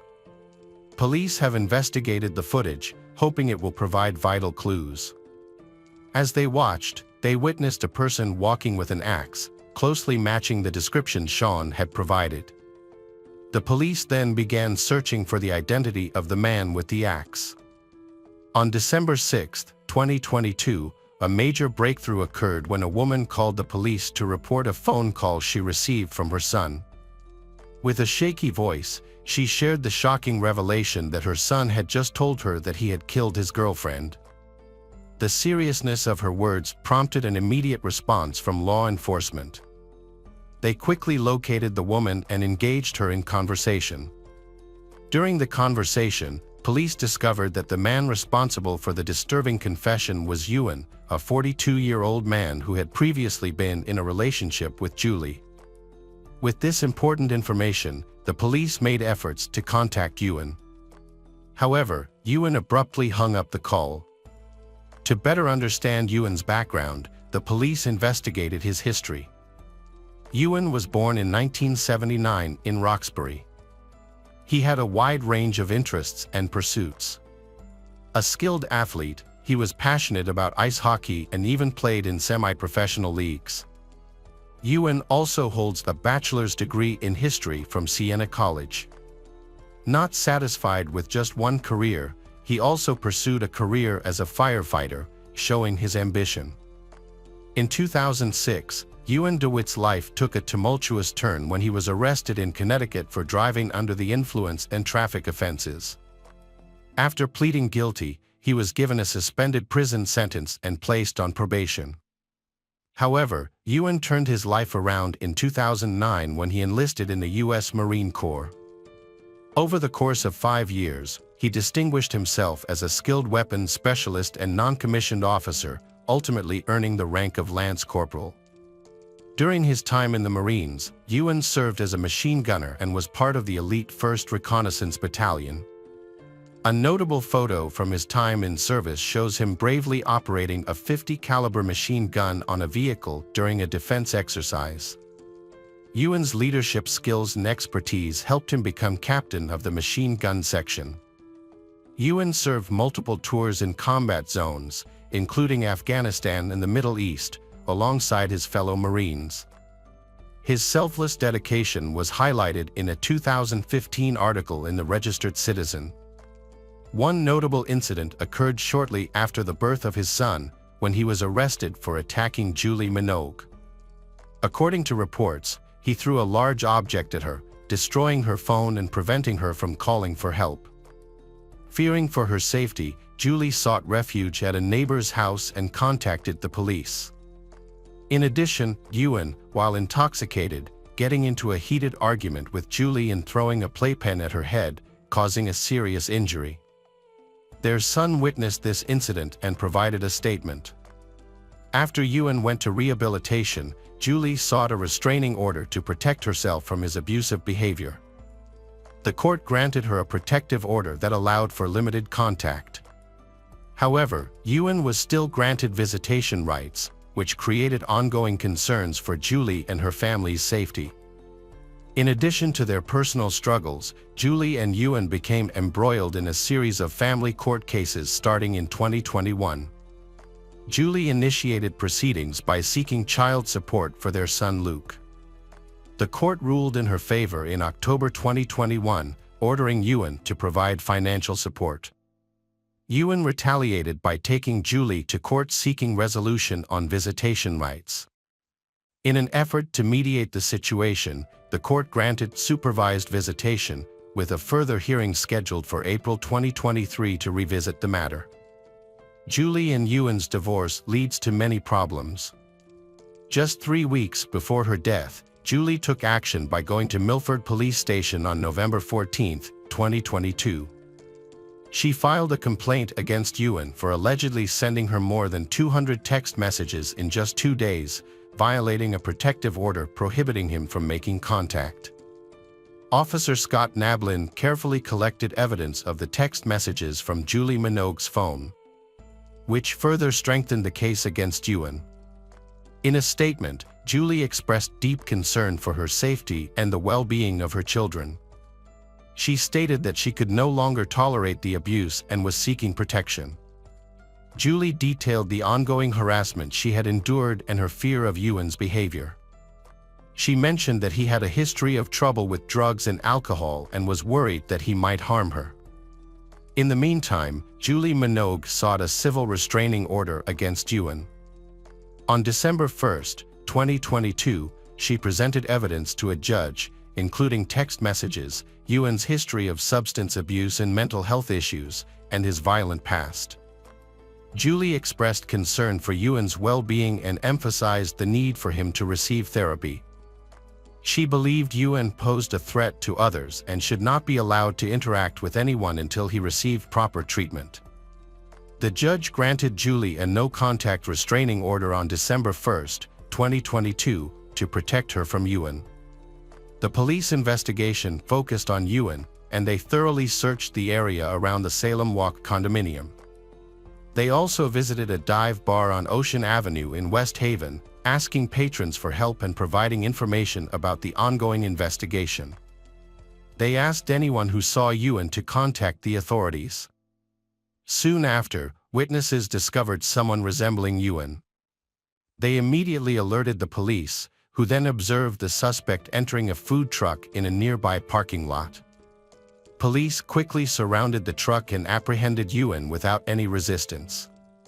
During the interrogation, Ewan initially remained silent, but after hours of intense interrogation, he finally confessed to killing Julie with an axe. He admitted to entering her house through the kitchen window, hiding and waiting for her to arrive. When Julie entered the kitchen, Ewan attacked her with an axe. Julie's son, Nicholas, witnessed the terrifying scene as he came downstairs. Frightened, Ewan dropped the axe on the gas stove and fled. The details of the incident, as revealed by Ewan, sent shockwaves through the investigation and provided a disturbing account of the events that occurred that night. During Ewan's first court appearance on December 7, 2022, Assistant State's Attorney Alana Paul updated the judge on the case. She said that Ewan confessed to the crime, but even if he did not, the evidence against him was compelling. Given the severity of the case, Paul argued that a significant sentence was necessary. Judge Odin Grogan set Ewan DeWitt's bond at $5 million due to concerns about his history of ignoring court orders and the need to prioritize public safety. As a result, Ewan was placed under surveillance. A hearing was scheduled for December 14, 2022, to further address the case. On December 14, 2022, Ewan faced multiple charges, including murder, violating a protective order, violating a restraining order, risking injury to a minor, and reckless endangerment. These charges aim to hold Ewan accountable for the full scope of his actions. A hearing for his pending cases was set for April 6, 2023. The family of the victim has released a statement, vowing to take action and hold accountable those who failed to protect their loved one. They hope that this case will lead to improved safeguards for individuals experiencing domestic violence and abuse. The family is committed to creating positive change and preventing similar tragedies from happening in the future. Hello friends, welcome to our channel. Today we're going to take a look at another horrible case with you. The case of Daniel Wozniak. Sam Herr was born to parents Stephen and Raquel Kalberman on May 29, 1983, in Los Angeles, California. As their only child, Sam Herr was showered with love and attention from his parents, his father being a special education teacher and his mother a stay-at-home parent. Sam Herr maintained a close relationship with his parents even after he moved away. Despite his physically imposing stature, Sam Herr's friends affectionately referred to him as a gentle giant, describing him as a fun-loving and laid-back individual. Sam Herr enlisted in the United States Army at a young age and completed tours of duty in Afghanistan and Germany as part of the 173rd Airborne. After serving for 3 years, he was honorably discharged and returned to Southern California to pursue higher education using the GI Bill. His goal was to complete college and then re-enlist in the Army as an officer. To achieve this, Sam enrolled in Orange Coast Community College, where he befriended Julie Kibushi, who was 3 years his junior. However, Sam Herr struggled with the emotional aftermath of his military service, ultimately developing post-traumatic stress disorder, PTSD, a common affliction among veterans. When 28-year-old Sam Herr failed to visit his parents' house over a weekend as planned, they began to worry. Sam Herr's parents, Stephen and Raquel, became increasingly concerned after several attempts to contact their son went unanswered. Deciding to take matters into their own hands, Stephen went to Sam Herr's apartment in Costa Mesa with his wife to see what was amiss. Their discovery led to immediate panic when they could not find their son and only saw Julie Kibushi in a state of horror. Stephen quickly dialed 911 as Raquel choked and screamed. The moment they realized Julie had met a gruesome end, they knew their lives would never be the same, and the trauma would have a lasting impact. The Costa Mesa community was shocked by the incident, as murders are rare there. At the apartment, police found no signs of a disturbance. The bedroom, however, presented a disturbing scene. On the bedside table, investigators found an unused knife, as well as 2 books, a combat manual and a sex guide. But it was the condition of the bed that was truly horrifying. The bed was soaked in the Julie Kibushi's blood, and the deceased Julie Kibushi was found in a compromising position, partially lying on the bed and partially kneeling on the floor. Her pants had been pulled down, exposing her lower body, leading detectives to suspect that she may have been sexually assaulted before her murder. The autopsy revealed that she had suffered 2 gunshot wounds to the head, with 1 bullet entering the top center of her skull. Although a knife was found on the bedside table, it appeared to have been unused. Other unusual details included a tiara on the victim's head and the words, "All yours," scrawled on the back of Julie Kibushi's sweater. Julie Kibushi's handbag was found in the kitchen. The detectives identified the victim as 23-year-old Julie Kibushi, who was born on Valentine's Day in 1987 to a Japanese-American family. She was the first daughter and third of 4 children to parents June and Masa Kibushi. Her parents affectionately called her "my Valentine girl" from a young age. Julie Kibushi developed a passion for tap dancing at the age of 5, which continued to grow throughout her life. Those who knew her described her as a joyful person to be around, with a goofy and bubbly personality that could light up a room. Julie Kibushi was known for her kindness and willingness to go out of her way to help others. Julie Kibushi's life was a balance between her Japanese heritage and her independent American spirit. She had recently graduated from the Orange County School of the Arts and was pursuing a degree in fashion design at Orange Coast Community College. There, she befriended 26-year-old Sam Herr and even tutored him in anthropology. Little did she know, her kindness would ultimately lead to her tragic demise. The police investigation into Julie Kibushi's murder was underway. Detectives meticulously examined the crime scene, searching for clues that would reveal the truth about her final moments. Their attention turned to Sam Herr, as Julie Kibushi's body was found in his apartment. His sudden disappearance further raised suspicions.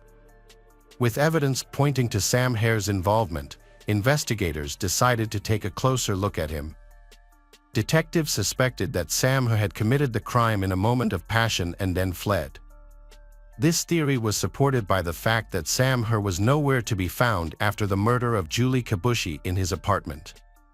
The discovery of text messages from Sam Herr's number on Julie Kibushi's phone further fueled their suspicions. Initially, the messages seemed innocuous, with Sam Herr sending Julie Kibushi a text at 2:45 p.m. on May 21, 2010, telling her he would help a friend and then visit his parents. However, just 2 hours later, his messages took a drastic turn, as he frantically asked Julie Kibushi to come to his apartment. However, investigators interpreted these messages as evidence of Sam Herr's guilt, arguing that he had planned for Julie Kibushi to visit his apartment, which ultimately led to the murder. The disappearance of several key items from the apartment hinted at Sam Herr's possible flight. His passport and car were both missing, leading investigators to a straightforward conclusion: Sam Herr was on the run, and likely the prime suspect in the crime. As the investigation continued, the Costa Mesa police tracked Sam Herr's cell phone and credit card activity to pinpoint his location. They discovered that his credit card had been used for 4 ATM withdrawals and a purchase at a pizza delivery place in Long Beach, California, just 20 miles from Sam's home. Police anticipated that Sam Herr would appear in the surveillance footage of the ATM. However, when the bank provided the footage, the police were shocked to see a teenager wearing a hoodie, not Sam Herr, withdrawing money from his account. Neither the police nor Sam Herr's parents could identify the mysterious boy. Investigators believed he was probably helping Sam Herr escape or hide.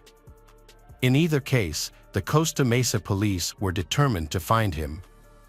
On May 26, 2010, they discovered that his credit card had been used for another pizza delivery, and they began tracing the delivery driver.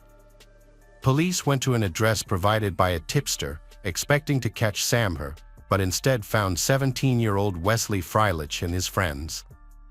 Although initially suspected, authorities quickly cleared Wesley's name. However, they discovered that he possessed Sam Hare's credit card. Wesley told investigators a surprising story. He had been given the credit card by Daniel Wozniak, a local theater actor who had met Wesley through community theater. Daniel Wozniak claimed to be a bail bondsman and said he needed help collecting money from Sam Hare. Believing Wozniak's story, Wesley agreed to withdraw cash using the credit card, unaware of the true circumstances. A total of $1,900 was withdrawn from the account, sparking further investigation. The name Daniel Wozniak was familiar to investigators, who had previously found an invitation to his upcoming wedding in Sam Hare's apartment.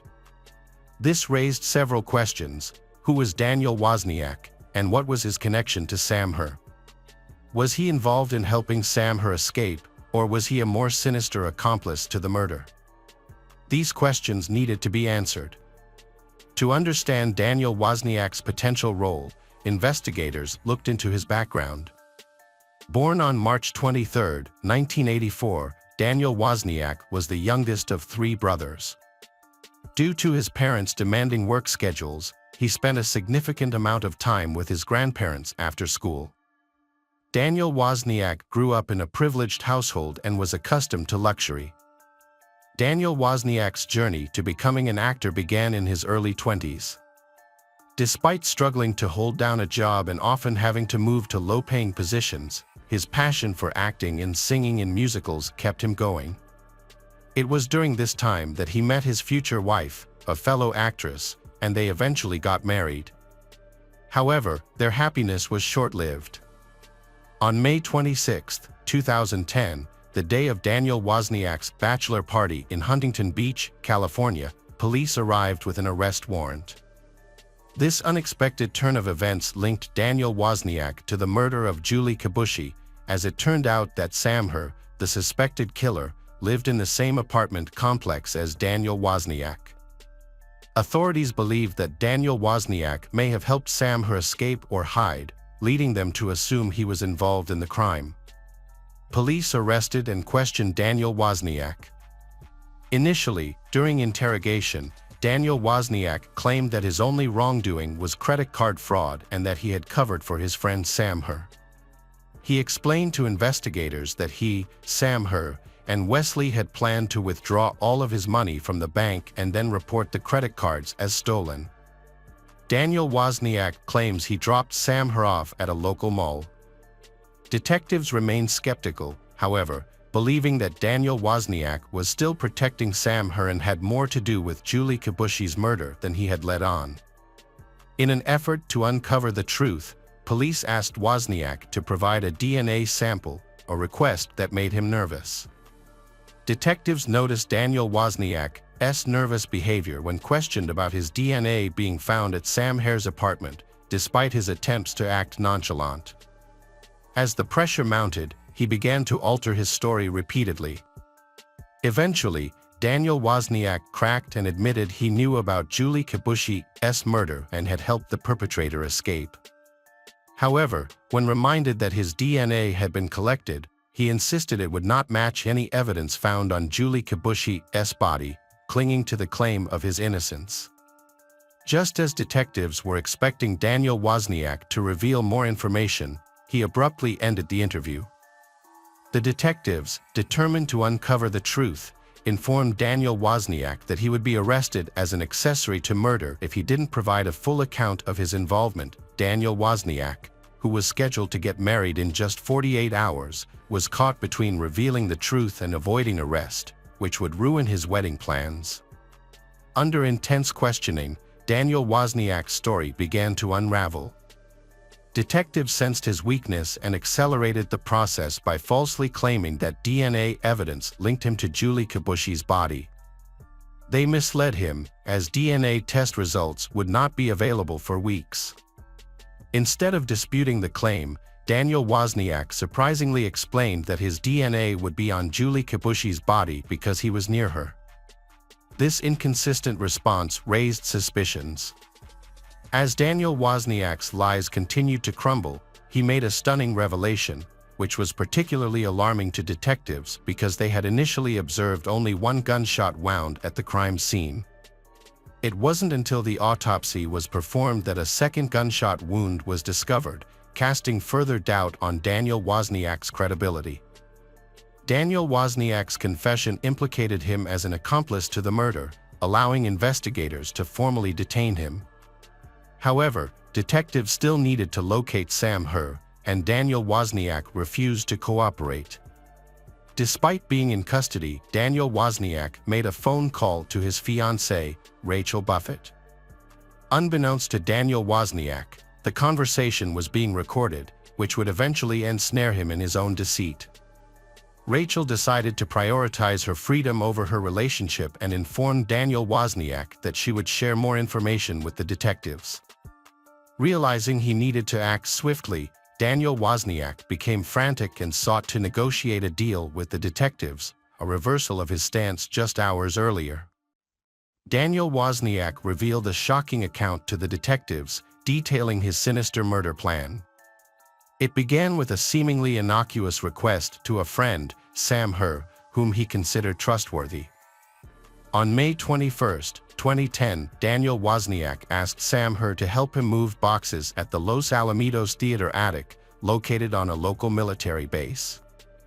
Sam Herr was initially unaware of what had happened. When he realized he had been shot, he begged Daniel Wozniak for help. However, Daniel Wozniak showed no mercy. Without hesitation, he reloaded the gun and shot Sam Herr a second time, killing him instantly. The suspect brutally murdered Sam Herr and didn't stop there. He then used Sam Herr's phone to text Julie Kibushi, luring her to Sam Herr's apartment. He left Sam Herr's body in the attic later that night. The suspect snuck into Sam Herr's apartment, where Julie Kibushi had fallen into his trap. He then shot Julie Kibushi twice in the head. Daniel Wozniak altered the crime scene to make people think Sam Herr was the culprit, and he fled after attacking and killing Julie Kibushi. However, Daniel Wozniak realized that he still had to hide Sam Herr's body. Daniel Wozniak went back to the attic and cut off Sam Herr's hands and head to make it harder to identify the body. He then got rid of these body parts in a nearby park. Despite his gruesome actions, Daniel Wozniak appeared to be unaffected and returned to the theater, where he was seen laughing and joking with others in several photos taken at cast parties, which were later found by detectives. The underlying motive for the murders was surprisingly straightforward: money. Daniel Wozniak's financial struggles were well documented, with 2 months of unpaid rent threatening his eviction and no means to fund the lavish wedding and honeymoon he had planned. However, his situation changed dramatically when he discovered that Sam Herr had $62,000 in savings from his military service. This revelation sparked a sinister plan, and Daniel Wozniak brutally murdered 2 innocent people in cold blood, all to fund his own extravagant celebrations. The bag containing crucial evidence against Daniel Wozniak was meant to be disposed of by his brother Tim, but Tim threw it over their parents' fence instead. The bag held incriminating items like bloody clothing, a weapon, and victim Sam Herr's records and passport, all with Daniel's DNA. This treasure trove of evidence helped secure a quick conviction, with Daniel found guilty of 2 counts of first-degree murder on December 16, 2015. On January 11, 2016, the jury in Daniel Wozniak's trial recommended the death penalty after only 1 hour of deliberation, a remarkably short time for such a serious decision. The judge later sentenced Daniel Wozniak to death on September 23, 2016. Years after the trial, detectives discovered that Rachel Buffett, Daniel Wozniak's former fiancée, had been aware of the murder plots and had misled investigators. Despite her denials, Rachel Buffett was arrested and charged with 3 felony counts of accessory after the fact for allegedly lying to the police on multiple occasions. On September 12, 2018, Rachel Buffett was found guilty of 2 serious charges, which carried a maximum sentence of 44 months in prison. As a result, she received a 32-month prison sentence on November 8, 2018. She was eventually released in 2019. Hello friends, welcome to our channel. Today we're going to take a look at another horrible case with you. The case of Katie Passaniti. Loretta had no interest in her child, Katie. Loretta was just 15 years old when her daughter was born. Right after the birth, Loretta abandoned her daughter, and the father's identity was unknown. Consequently, Katie's grandmother took her in and cared for her. They formed a strong bond, and Katie always thought of her grandmother as her mother. When Katie turned 15, her biological mother, Loretta, re-entered her life.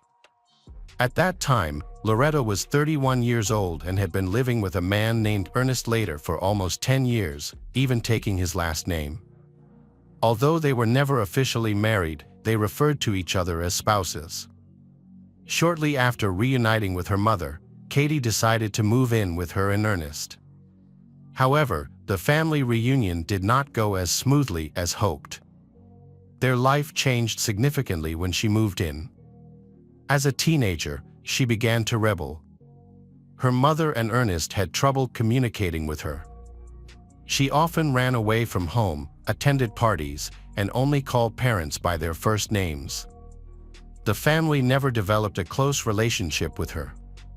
The situation changed when Katie started college. She changed from a rebellious person to a more docile person. Being very intelligent, she was accepted into several prestigious institutions.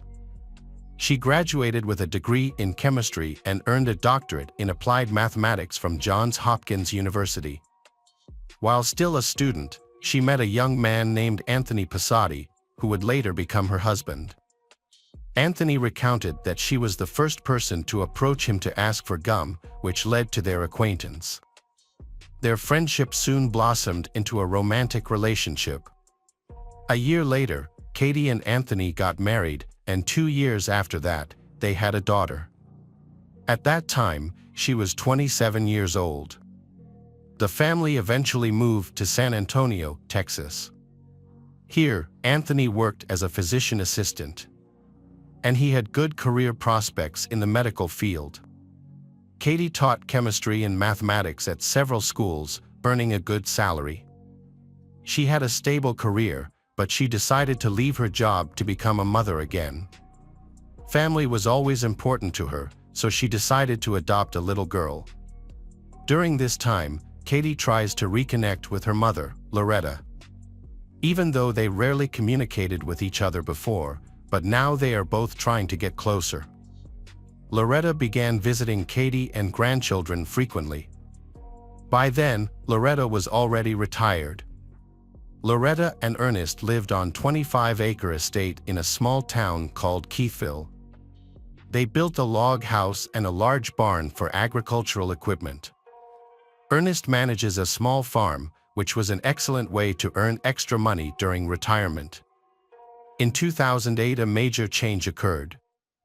A local mining company exploited a large gas field on the farm.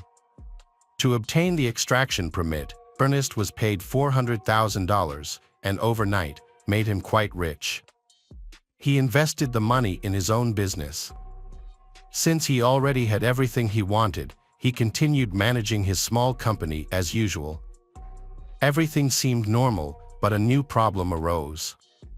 One day, Loretta called Katie and asked her a strange question. She couldn't remember how much sugar she needed for the cake. From that moment on, her calls became increasingly strange. It seems that with age, she began to have memory problems. The same happened to Ernest. One day he went with Loretta to their daughter's house, Katie, for Thanksgiving. But halfway there, he suddenly stopped. It seemed that he became disoriented and got lost. Then, he turned the car around and went back home. After these incidents, Katie sent Loretta and Ernest to the hospital for examination. The doctors diagnosed they with the onset of dementia and Alzheimer's disease. Katie still keeps in regular contact with Loretta, calling her almost every day, as she was very worried during this time. To help with the housework, they hired Tina Van Moor Keek, who moved to the farm with her husband, Chris, and their child, living in a trailer. Tina became Loretta's personal assistant and driver, as Loretta had completely lost her ability to drive. Meanwhile, Chris helped with the housework for the Luttrell family and worked on the farm where Loretta and Ernest lived. Ernest and Loretta's health rapidly deteriorated. Their memory issues became more severe, so they need more maids to do housework. They were frequently busy dealing with various matters. Ernest became irritable, visibly losing his memory. His awareness became muddled, and he became more aggressive. He blamed the neighbor for all his troubles. Katie has talked about this many times. In April 2010, Ernest went to his house and accused his neighbors of trespassing on his property, leading to a scandal that got out of hand.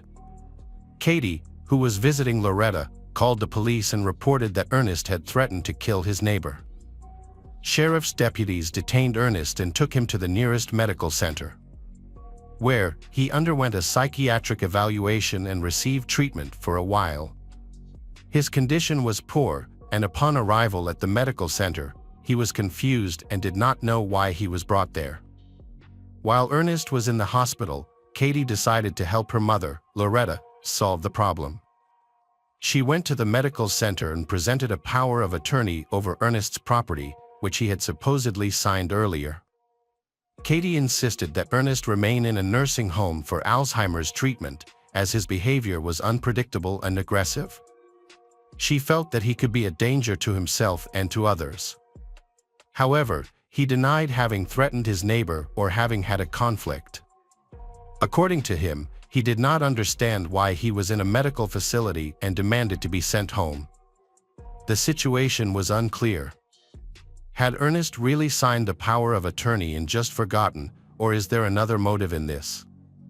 However, Katie kept him in the hospital for observation for a week to determine what was wrong with him. Throughout this period, even without treatment, he remained completely clear-minded. Ultimately, Ernest was discharged from the hospital because there was no reason to keep him there any longer. Shortly before noon on July 25, 2010, Loretta called 911. She reported that her husband, Ernest, had passed away. At first, it seemed like a typical report of someone who had died of natural causes. However, there was a hint of unease in her voice. The emergency services dispatcher asked Loretta to try to give artificial respiration to Ernest. However, she replied that it would no longer help and asked the rescuers to come with the police as soon as possible. The sheriff's deputies arrived at the crime scene within minutes. Outside the house, they found Loretta. It was known that she suffered from Alzheimer's. She encountered the police and seemed more confused than upset. She obviously didn't know what to do. The officers entered the house to investigate and discovered the body of Ernest in a pool of blood. Doctors confirmed his death, caused by 5 gunshot wounds. According to Loretta, when she returned home from church, she found the body of her husband Ernest lying in a pool of blood. She did not know what had happened to him. Her statement was confirmed by other parishioners. Indeed, she had been at church. Reinforcements were called to the scene. When the forensic experts arrived, they immediately began examining the crime scene and collecting evidence. They noticed that some valuables were missing from the house, including Ernest's car. Near the place where the car had been stolen, they found unusual boot prints with a unique design. Tina, the housekeeper, and Chris lived on Ernest's farm. They claimed they were not at the house during the murder and provided a store receipt as proof of their whereabouts, which confirmed their alibi. Meanwhile, detectives reached out to Loretta's closest relatives. They later learned she had a daughter, Katie, who lived in San Antonio, Texas. Upon hearing the tragic news, Katie traveled to support her. Investigators are currently having difficulty clarifying the incident. What happened at the farm that day? At the scene, police confirmed that Ernest had died tragically. It certainly wasn't him who ended his life, as there was no weapon nearby. Someone had killed he, and the gun was hidden by the killer. Finding the gun became a priority for the investigation because it could offer important clues. Ernest was shot at point-blank range, including in the head, leaving no chance of survival. He was found lying in a pool of his own blood, and the gun cabinet next to the room had been opened and emptied the ammo. Additionally, Ernest's pickup truck and several valuable items were missing. The truck was easy to locate because it had distinctive features, including a homemade fuel tank. Ernest used this tank to refuel his agricultural equipment. It had a large capacity, designed to supply equipment for 2 days. Thanks to these unique features, the truck was quickly found. Eric Crane was well acquainted with the police officer because he abused illegal substances. He had a rich criminal history, mainly due to his addiction and drunk driving. All his life, Eric was in and out of prison for short periods of time. He was found just 2 days after the murder. He was immediately arrested in the car and taken to the police station for official questioning. However, he began to categorically deny his involvement in the incident. He claimed that he was at work at the time, but his alibi was not confirmed by his colleagues. Besides, he also could not explain how he ended up driving Ernest's pickup truck. His boots had a unique pattern on the sole, resembles shoe prints found at the crime scene. However, at first they could not get him to confess. Eric was kept in custody during the investigation because it seemed he was pretending and not telling the truth. On the day he was arrested, a local TV crew found out and went to the auto repair shop where he worked. They interviewed his manager and colleagues, who revealed that he was absent from work at the time of the murder. Surprisingly, while they were there, the shop manager received a call from Eric, who was calling from prison. Eric informed his employer that he was in trouble and couldn't come to work. He also asked his boss to lie to the police, saying he was at work at the time. His boss then asked if he had really killed Ernest. Then, he shared a shocking story. He admitted to pulling the trigger and shooting Ernest, but claimed he was persuaded to do so by Tina, an employee who was also Loretta's driver.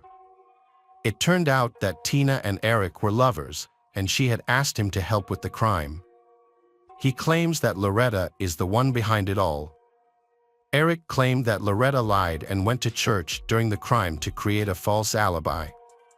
She waited there until Ernest was killed. Afterward, Eric called Tina from prison to discuss details of the crime.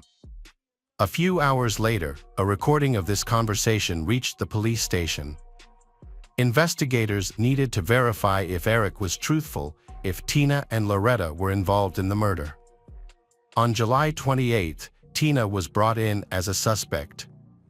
She denied any involvement and claimed ignorance of the incident, but her motives remained very suspicious. Ernest had always been very kind to Tina's, providing housing for her family and giving her a job with a stable income. In her situation, it would be wise to maintain this relationship for as long as possible. Why would she kill her benefactor? It seemed illogical. However, detectives suspected she was lying. To confirm, they searched her belongings and found a bank card belonging to Ernest in her purse. Checking the database, the police discovered that months before the murder, Ernest and Loretta had filed a complaint against Tina for stealing money. Eventually, they decided to forgive her without prosecution. Tina confesses that she continues to steal Ernest's money. Her husband, Chris, revealed that the night before the crime, she did not stay at home because they had a fight and she went to a hotel. It turned out that Tina had spent the night there with Eric, planning the attack on Ernest. After several hours of interrogation, she confessed that Eric murdered Ernest, but she claimed that Loretta was the mastermind. Loretta had approached Tina, saying that Ernest should die. Initially, she refused, but Loretta coerced her into participating. The motive for the crime was financial. Shortly before his death, Ernest had promised to pay off his granddaughter's tuition debts, i.e. Katie's daughter. The granddaughter was at risk of being expelled over a $50 shortfall, and Katie was struggling financially. However, when it came time to fulfill his promise, Ernest refused to pay the $50. Loretta was so angry that he was so stingy that she thought he deserved to die. Afterwards, Loretta asked Tina and Eric for help, promising to pay $11,000. The crime was meant to look like a robbery, so Loretta allowed Eric to take Ernest's gun and personal belongings. Consequently, the gun and several valuables were missing from the house. Eric stole the murder weapon from their home and then disposed of it. Of course, Tina and Eric's testimony was not enough to arrest Loretta. Before arresting Loretta, Tina was asked to call her. Her task was to talk to Loretta and try to get Loretta's to confess. She agreed because she wanted to make a deal with the prosecution to reduce her sentence. She also needed to testify against Eric and Loretta. Then, she phoned Loretta, the police recorded and listened to the call. According to the plan, she said that Eric would be released on bail in an hour. So, she needed $1,000 to cover his bail costs. Loretta agreed to pay and asked for more time to get the money. This provides evidence of Loretta's relationship with Tina and Eric, but could not obtain a confession to the murder. Ernest's funeral was held on July 29th. After the ceremony, Loretta was arrested as she left the cemetery. She was accused of hiring Eric to kill her husband, Ernest, and taken to the police station for questioning. Despite the accusations, she denied any involvement. The police pressured her, claiming she attended church that day, knowing Ernest would be killed. They alleged that she had orchestrated the crime. However, she remained firm, stating she attends church every Sunday. She also acted confused, repeatedly asking what she was guilty of. There is no concrete evidence against her, other than a phone call. It doesn't prove much. Loretta repeatedly claimed that she was always in church during the time of the crime. She mentioned her Alzheimer's disease and called the idea of her killing her husband absurd. She suggested that Tina, who had previously stolen money, may be involved in Ernest's murder. However, she denied any involvement herself. Her daughter, Katie, supported her claims and often shared this perspective with journalists. Even Ernest's family believed Loretta was not involved, pointing to her harmonious relationship with Ernest over the years. However, they later informed the police that they suspected Katie and insisted Katie should be more thoroughly investigated. It seems money is the motive. Ernest's farm was valued at around $1.5 million. Upon his death, the farm would pass to Loretta, and after her death, it will be passed on to Katie. Therefore, Katie focuses more on Ernest's assets. Because of this, Ernest's relatives decided to take the case to court. Nonetheless, Katie had a copy of Ernest's will, which allocated the property to Katie and her daughters, leaving the entire Ernest's family out of the inheritance. However, the dates in the will have many suspicious points. It was signed just 3 weeks before Ernest's death. His relatives believed it was either forged or that he was coerced into signing it while unaware of his actions.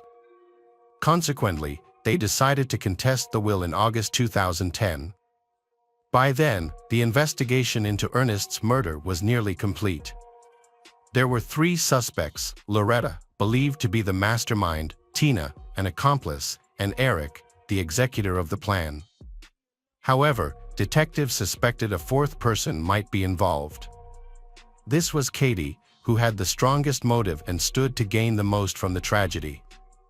Ernest's family insists that he will not pass on his inheritance to Loretta's stepdaughter, Katie. Ernest's family is certain that he wouldn't leave his inheritance to Loretta's stepdaughter, Katie. Ernest was known for being very frugal, even stingy. He wouldn't spend money carelessly or leave his family without an inheritance. Besides, he never had a close relationship with Katie, so there was no way he would leave everything to her. While the prosecution was preparing to try Loretta, Tina, and Eric, Ernest's family filed a lawsuit claiming inheritance rights. By then, the battle over the inheritance had been ongoing for several months. As police looked into the details of the incident, they began to suspect foul play. The main goal is to prove that Katie's copy of the inheritance will is a forgery. The copy of the will bears the highly suspicious signature of a notary named Penny Penner. On October 19th, the police came to see Penny, the notary. She initially claimed that she had signed the documents on July 1st, nearly a month before Ernest's death. She stated that she signed them at home, in the presence of several witnesses, including Loretta. However, she later confessed that the will was indeed forged, as she signed it after Ernest's death. When pressured, she revealed that Katie had come to her after Ernest was murdered. According to Penny, Katie explained that Ernest had died suddenly without having time to properly draft the will and that he had no living relatives to claim the inheritance. Katie was concerned that her mother, Loretta, who suffers from Alzheimer's disease, will have difficulty registering property, resulting in the property belonging to the state. The notary Penny feeling sympathy for Katie. She did not investigate the true circumstances and decided to help her. However, facing criminal charges, she chose to disclose the truth to the investigators. To avoid legal issues, she agreed to assist the detective by making several phone calls to Katie. Her task was to get Katie to confess to forging the documents. Following the plan, she called Katie, claiming she had problems with the police and needed details of the incident to draft a new document to distract the investigation. Katie answered several questions, which led to her conviction for involvement in the forgery of the will. The police had enough evidence to search Katie's house in San Antonio. They came to search for documents related to her forging of the will. When the officers entered, Katie reached for her purse. Fearing she might have a weapon, they handcuffed her. However, the purse contained no gun, only a letter with instructions for creating a fake, which she intended to destroy. In the house, they discovered boxes of documents, including copies of power of attorney for the house and notes regarding Ernest's health. It appeared she had been monitoring him for a long time, possibly waiting for the right moment to act. The police hoped to find evidence that she was involved in Ernest's murder, but they found nothing. Investigators suspected she had planned the murder with Loretta, but lacked direct evidence. Ultimately, they had to release Katie and remove her handcuffs. However, they did not give up. Instead, they decided to change their approach. After visiting Katie's house, the investigators decided to change their approach. Meanwhile, Loretta had been in jail for a long time without bail. Her Alzheimer's disease was worsening, and she was declared incompetent to stand trial due to her health. Consequently, she was sent to a psychiatric hospital for criminals indefinitely. During this time, she confessed, but her confession was not considered significant because of her condition. At the trial, the prosecution doubted that Loretta could have planned the crime alone. It seemed clear that she had assistance, probably from her daughter, Katie. After that, investigators focused on Eric Crane. In June 2011, he pleaded guilty to the crime in exchange for life sentences without the possibility of parole, thus avoiding the death penalty. As part of the deal, Eric was required to testify against everyone involved in the crime. Then, the detectives pressured Tina by threatening that they would find a way to get her the death penalty. This pressure was enough to make her confess. She pleaded guilty and agreed to testify against the other conspirators. Her interrogation was recorded on video, exposing criminal activities. Tina revealed that Loretta planned the crime and convinced her to kill Ernest. Katie was also aware of the plan and conspired with Loretta. In return, Loretta promised Tina that she and her family could live in Ernest's house indefinitely. More than a year had passed since Ernest's murder, and finally, the investigation had gathered all the necessary evidence. On March 2, 2012, the police returned to San Antonio and went to Katie's house. They forced their way in, breaking down the door. Katie's husband watched as she was handcuffed and taken away. On April 25, 2013, Katie appeared in court. She accused of committing murder in July 2010. She faced the possibility of life imprisonment without parole. The prosecution argued that her sole motive was to take over Ernest's farm. At first, she intended to put him in a nursing home to take over the house.